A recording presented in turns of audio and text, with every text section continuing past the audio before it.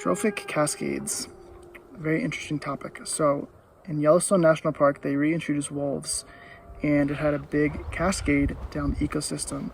The elk were not able to graze the small tree saplings along the riverbanks, and the rivers changed course and stabilized their course.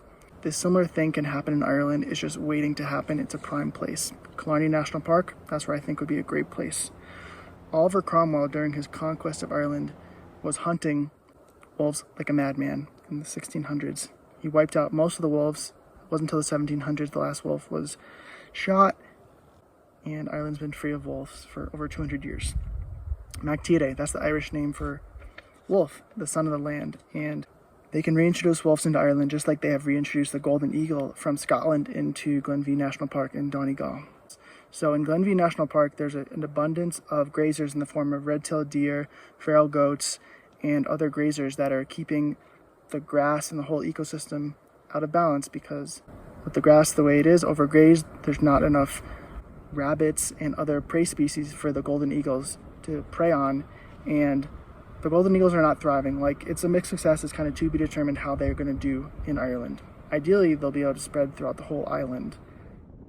What other cool things could happen? I'm sure there's so many cool unanticipated effects it can have on the whole Irish ecosystem, the flora and the fauna, that is unanticipated, because what happened in Wyoming, no one knew all those cool things would happen, and I'm sure Ireland, a very dynamic place with a lot of water, could have some really amazing things happen. So I just got back from Ireland, and I was able to do some of the Kerry Way in Killarney National Park, and it's kind of bizarre because they have these wildlife fences where they're trying to keep out the deer, the wild goats, and these other grazers from these areas that they want to reestablish into forests, because yeah, it's just like you don't see it happening, but these grazers are like keeping the forest from regenerating.